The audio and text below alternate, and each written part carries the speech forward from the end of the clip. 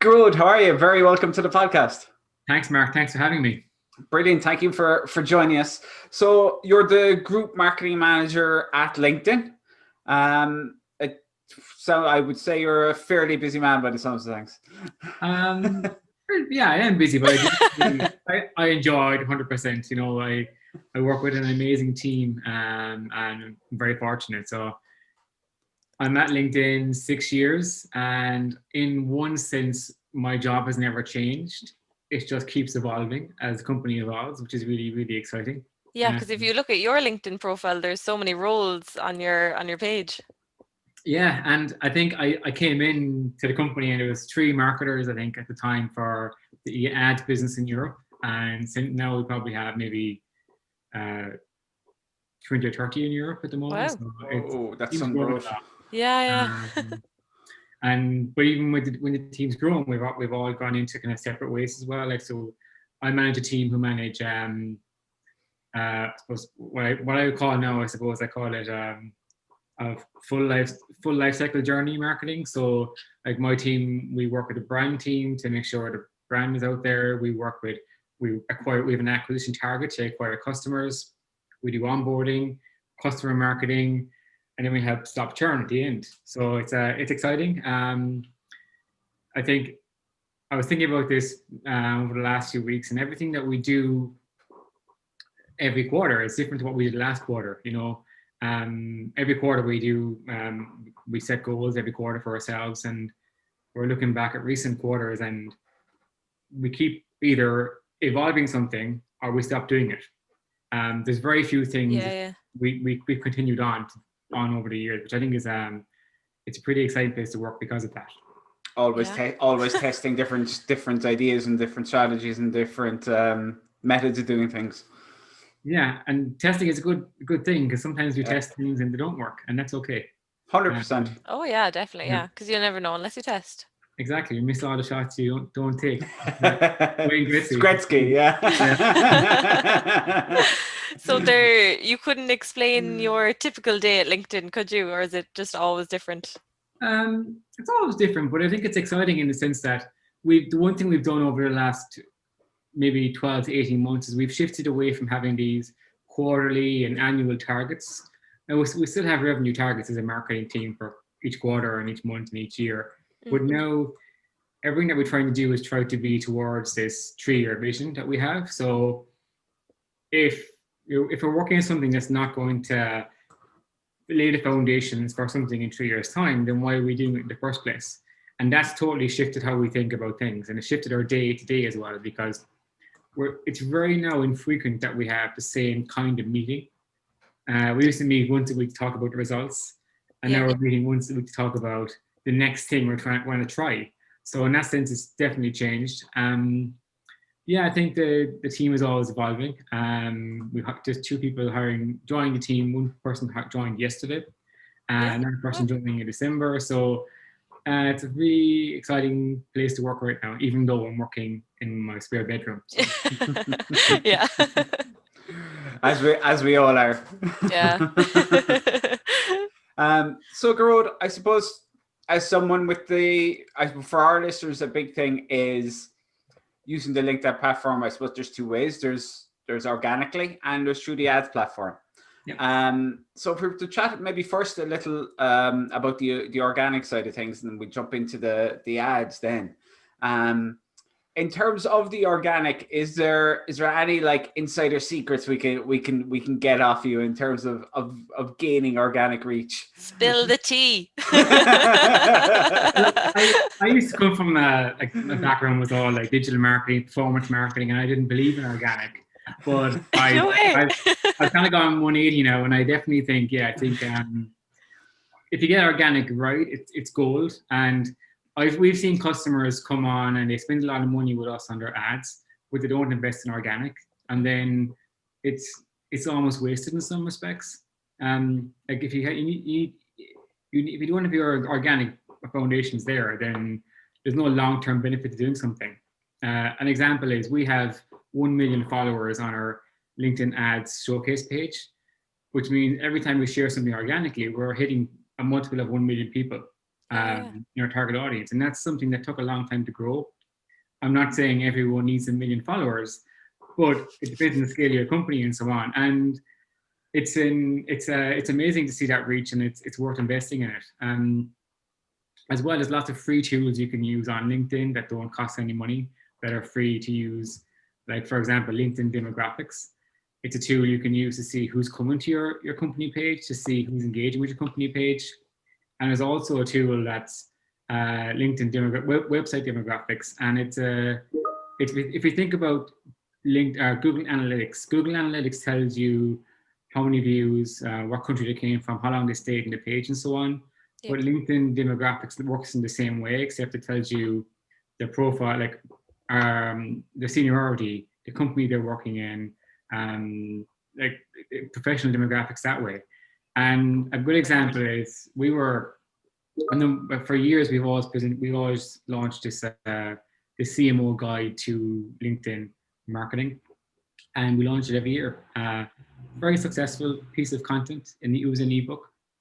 And then when website demographics came out a couple of years ago, we were able to see that it was mainly like marketing coordinators or marketing managers were downloading the guide and not actually CMOs, because obviously everybody wants to aspire to be a CMO, and the CMOs don't really want to read a 35-page ebook.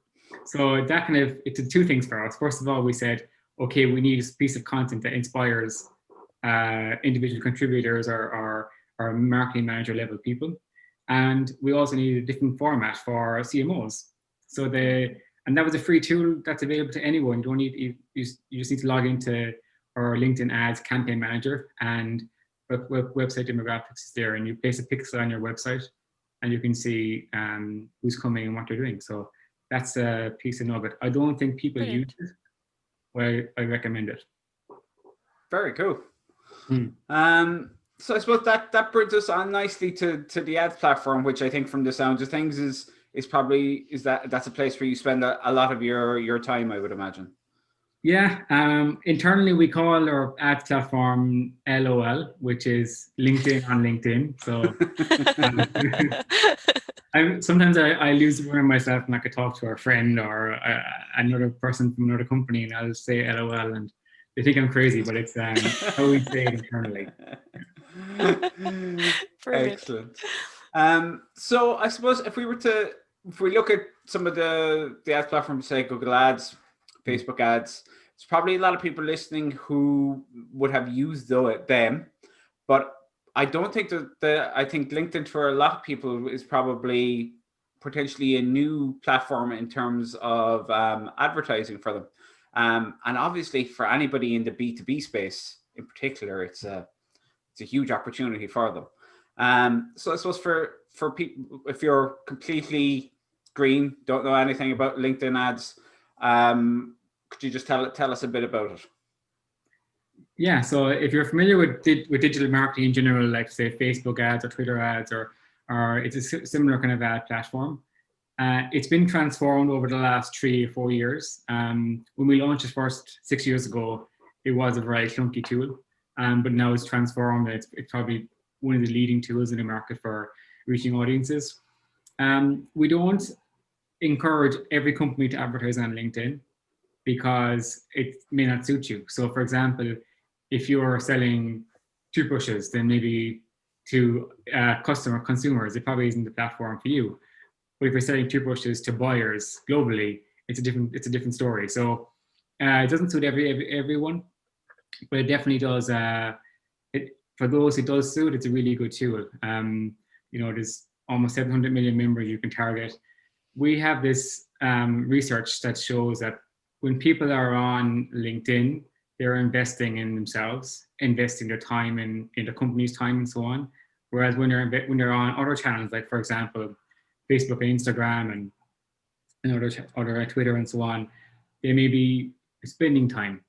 And I think that's a big differentiator for us. When you're trying to reach your target audience in the mindset to do business, LinkedIn is definitely a place that you can reach that audience. And we have a range of ad platforms. Like we have a really good ebook actually. It's called Remix Your. If you Google Remix Your Campaign on LinkedIn, it's an ebook. Yeah, we'll link it. it's an ebook that shows you how to, like if you're already running ads on Facebook, it just tells you like, take this ad format, put it in LinkedIn, and this is how you clone your audience and so on. So it's a really way to expand your existing programs without having to invest in new creative. Now, of course, Brilliant. there's other specific LinkedIn specific formats too. For example, you're probably familiar with dynamic ads, which is if you're on the desktop version of LinkedIn, your picture comes up next to a company or a product or a college or a university, and like so, Mark, you should follow this company and so on.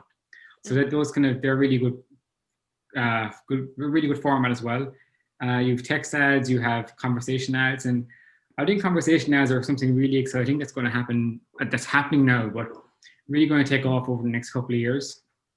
And people who are working in the B2B space are familiar with the sales development process, whereby someone fills out a contact us form, they reach a sales rep, and then the sales rep qualifies that and then passes it on to a senior rep, for example.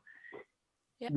With the conversation ads, you can qualify these people through some basic questions, saving that initial sales rep will have time, plus saving the prospects too. Maybe the prospect isn't suited for that company, and using the conversation ad, you can actually figure that out quite easily and quickly. So that's something that's I think will really take off. So there's an element. Sorry, Pavel. So there's an element. There's an element. This is the joy of the online podcast. Yeah.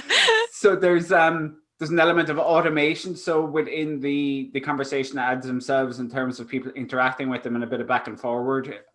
Yeah.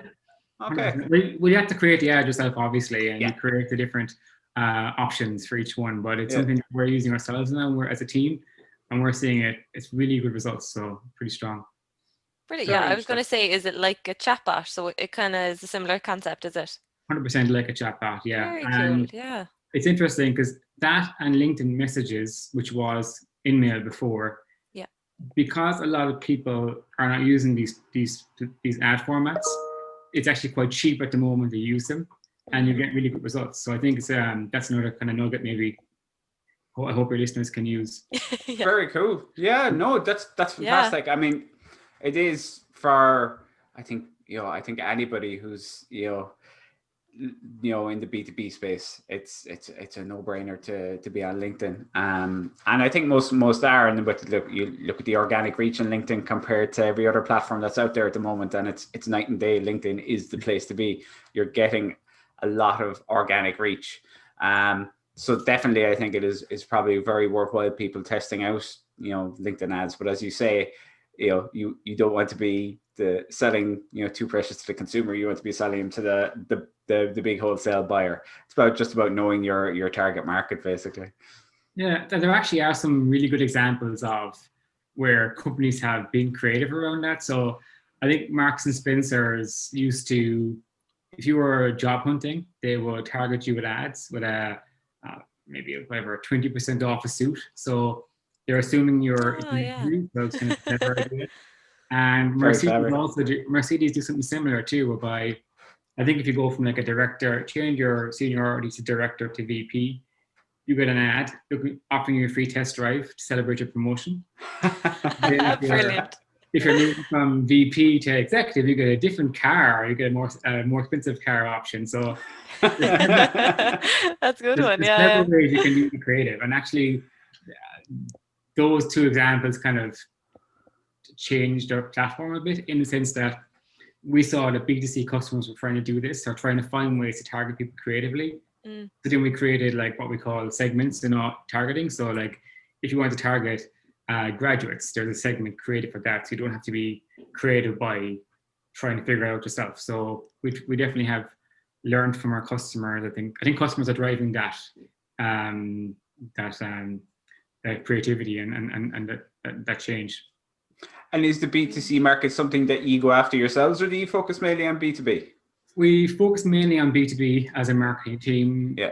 In some markets, like for example, France, where high value consumer goods are very, very relevant in the market, fashion brands and so on, we do a bit of B2C there, certainly.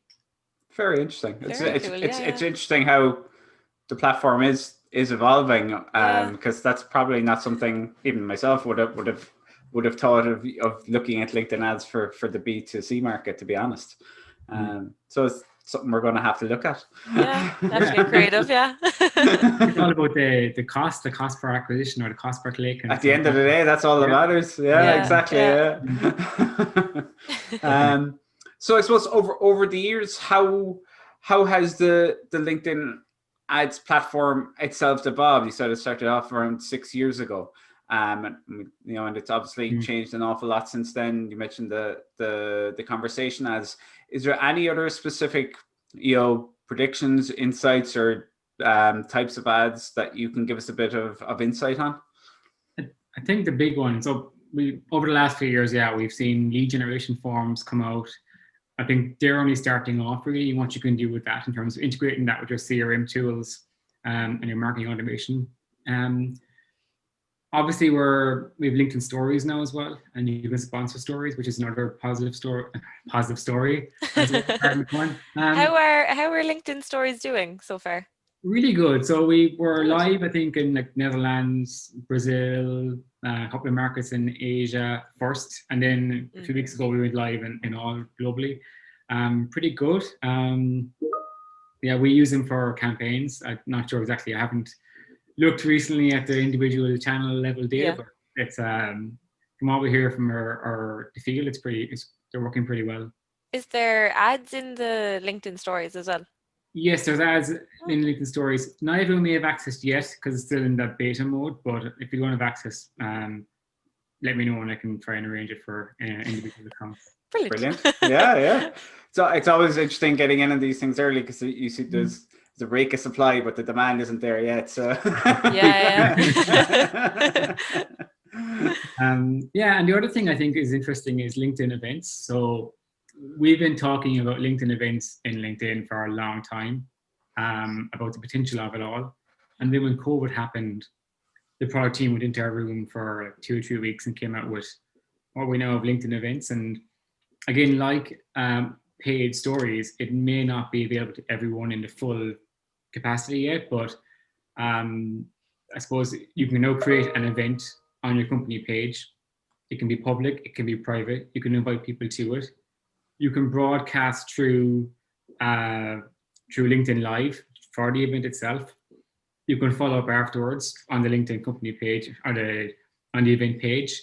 And you can also use LinkedIn lead generation forms to collect registrations for it. So it's coming up to be this kind of really, I think, robust tool. And when we think about webinars and so on, I think it really could transform that whole piece, especially around networking, because we've seen a huge increase in performance of our own webinars in recent months because of COVID and so on. But there's something lacking about afterwards. There's no networking, there's no ability to talk to people who attended. And I think that the LinkedIn events with the networking feature built in, because it's LinkedIn, could really help, could transform online events. Yeah, definitely. Yeah. Very cool. Yeah. So I suppose jumping back to the ad platform, Gearoid, would you have any kind of success stories or examples of a brand or a company where you kind of help take them from A to B on LinkedIn ads and the results they had? I suppose we have this on our website. There's hundreds of case studies. You can look at them if you wanted to. I think our own story is pretty strong. So we have an internal, we share externally. It's called LinkedIn Secret Sauce. And a couple of years ago, we did a tour of different customers and different agencies across Europe. We had t-shirts and everything with the tour on the back. And we basically, people could ask us any questions because at the time I was really a practitioner. And I was in the tool every day putting ads live. And we did a lot of tests over the years, and we've grown our business through LinkedIn. And we don't actually get to use LinkedIn the same way a customer does because we're not allowed to outbid customers. So we only get the inventory that are the ad spaces that customers don't want as such. Okay. which means we have to work a bit harder to win on the platform. And one thing that we do every quarter, and it's called Project Bulletproof. But what we do is we align across the whole company and say, in this quarter, we're all going to test the exact same thing. So we're going to test the color of CTAs, or we're going to test inclusion of a stat in our text, or we're going to test calling something a guide versus an ebook, and so on. And then at the end of the quarter, we might do one or two tests every quarter. And then at the end of the quarter, we have a pretty statistical significant results from it, because we've been doing it across the company globally, and that's given us a lot of insights, which we publish every probably twice a year on our blogs and so on. And if you Google LinkedIn marketing secret sauce, you'll find numerous ebooks from the past couple of years where we showed us the data. But it's interesting because, like, I'm always amazed that you kind of change one thing, or you use shorter text and longer text, and you have 4 times the performance. So that's always a lesson. Yeah, we're constantly preaching split testing. Yeah, it's so weird though. Sometimes you're like, why is this one doing better? It's funny though. It's good. So Gearoid, one thing there as well, I think for the listeners of the podcast, I think I saw an email come through earlier making a very generous offer. Oh yes. Yeah, well, we want so we're offering anyone all your listeners €1,000 free ad credit. So I think there's a link somewhere, and you can fill in the details, and we'll send them a coupon. Absolutely, we'll put the link in the show notes of the podcast. That's fantastic, Gearoid. Thank you so much. Yeah, it's amazing. No, it's our pleasure, and we want people to get on there, try it out, and play around with it, and see what success they can have. Yeah, I mean that's a sum where you can really, dive in and do a good bit of testing, and really hopefully get your campaign to a place where it's performing, so you can drive on with it. So that's fantastic altogether. Amazing. Yeah, I was listening to your podcast a few weeks ago, and I wanted to bring something up. Oh yeah. One, two. Oh no. We're in trouble. It was a Dr. LinkedIn or... Yeah, we did. Oh yes, yeah. And he just made a comment about testing in a small. I think the question was around how to get started on LinkedIn ads, and he suggested testing on a small group first of all, and then see how that works. Okay. But from my experience in doing that, because we can't test in small groups because we can't bid against customers, so we have to always go broad. Mm-hmm. But what I find is that if you target just people in Cork, for example, you're targeting a smaller group, which means it's going to be more expensive to actually target that group because it's more competitive. And it also as well it's going to be a lot slower to get results. Whereas if you go for a broader test, you can bid lower, spend the same amount of money, and you'll get results faster. So I'd recommend going large, and then over time, as you see, using demographics, you can see who actually converts and who doesn't convert, and you can start excluding people that aren't converting on your landing pages and so on, and then you can actually reduce the size of the audience. But that's my... Brilliant. Very good. Yeah, it's brilliant, but it's great to have, I think, because everybody has different ways of doing it. Yeah. Like, so when people come to us for like search engine optimization, we'll often want to start with Google Ads, and we lose clients over it, because why would you start with Google Ads? They're looking for SEO because we actually want to find out the keywords that convert initially. Lots of people in our line of business look at us with like we have 2 heads, but that's the way we do it. Well, it works, and that's exactly it. It's whatever works. Yeah, exactly. At the end of the day, with anything in digital marketing, you always have one thing that matters, and that's results. No, certainly. Gearoid, that was brilliant, and thank you so much. That's an absolutely unbelievable generous offer you've made. So anybody listening, there's a link in the show notes basically where you can get €1,000 worth of LinkedIn ads for free. And that's my dog in the Yeah, background. I was like, where's the dog? Bring him in. The joys of doing the podcast at home. I'm surprised the cats haven't come up, because normally they come up in any important call I had. The cats are on the screen. I'm the same. My cat like scratches at the door. She's like, "Let me in." I was going to say I'll redo it, but to be honest, maybe the dog will add a bit of character to the bike. No, I think it'll be funny.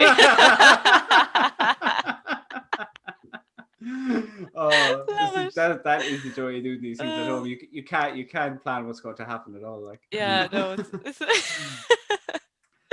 Gearoid, thank you so much for joining us. Very insightful. My pleasure. Yeah,